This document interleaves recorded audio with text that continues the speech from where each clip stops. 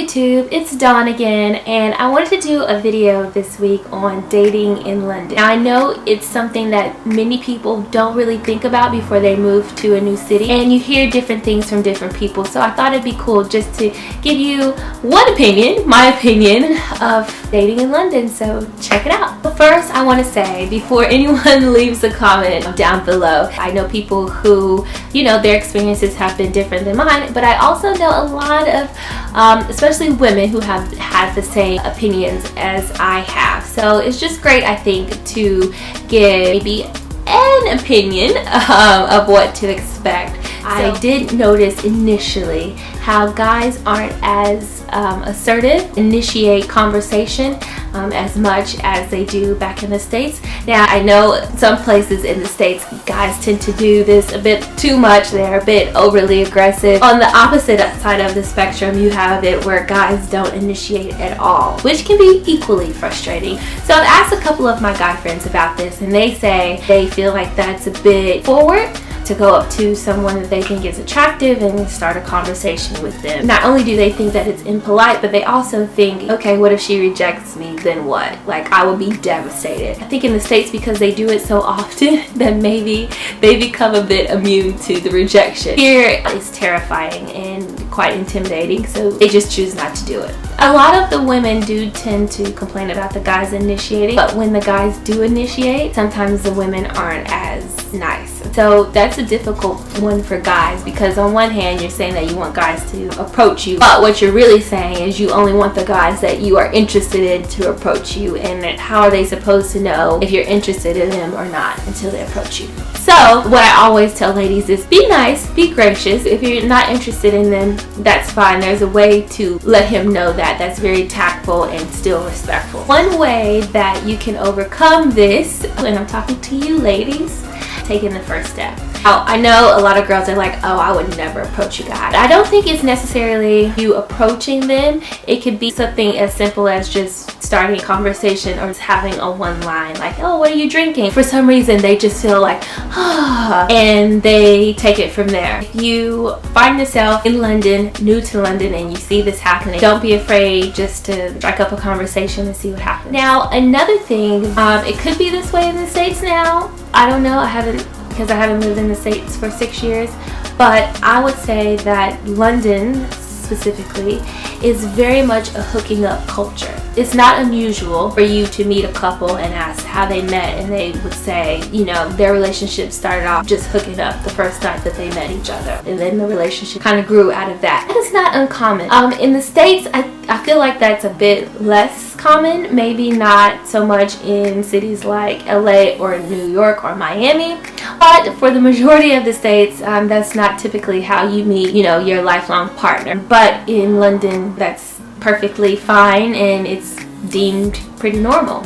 I once read an article that was describing the differences between getting in a relationship in the States and in London, and it went a little bit like this. In America, the typical course to relationship and falling in love is you meet someone, you go on a date, it goes well, then you go on a second date, third date, till you realize, and this is probably around date number 4, that you want to be in a relationship. After that, you will either do the do and then say I love you, or say I love you and then do the do, but they're closely like related. In London, what typically happens, as I just mentioned, you meet someone, you hook up that night. If it was good, then you may ask them out for a drink or hang out. You keep hooking up until you deem that person is really cool and you like them. Why not? Let's be in a relationship. And love does not come into the picture until further down the line. I know several people who have been in a relationship for like a year and they still don't say I love you. So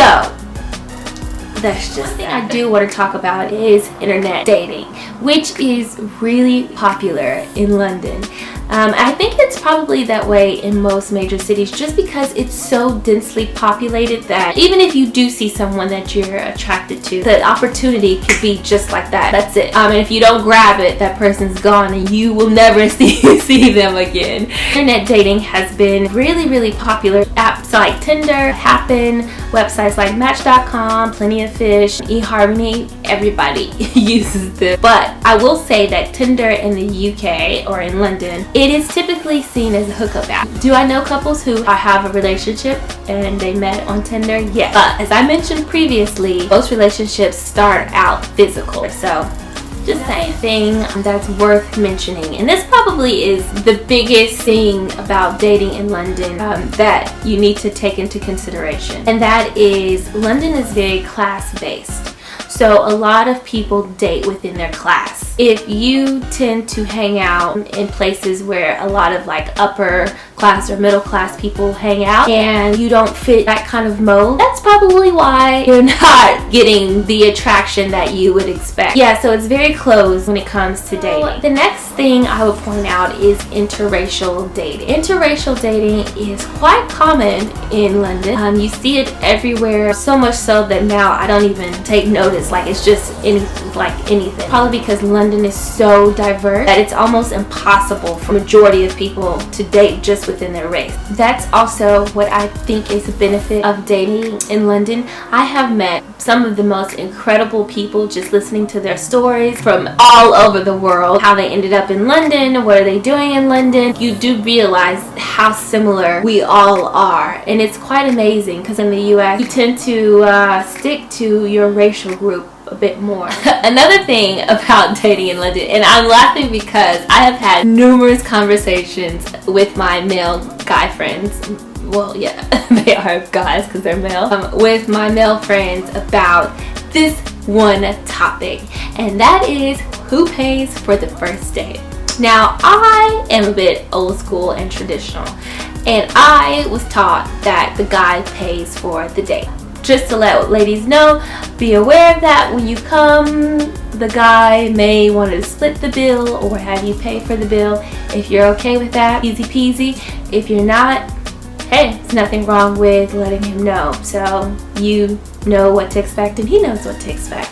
But I have never had an issue with it, just FYI. I guess because so many of the women are really independent. London has a lot of very strong women. Not to say that the US doesn't. That is a way that they express their independence and their freedom and their voice, is by being able to pay for things on their own. And while I respect that 110%, to me that doesn't signify my independence. That's perfectly fine. So that's pretty much my little spiel on dating in London. If you have any questions or want me to follow up on anything, please let me know. I hope this gave you a little bit of an idea of how dating in London has been. It's hard to generalize things, obviously, but I think it's great just to be able to give someone an idea of what to expect. If you like it, please give it a thumbs up, and if you have any comments, please let me know below, or if you have any other ideas for videos, please let me know and I will be sure to check it out. Thanks so much for watching, guys. I appreciate it, and have a great day.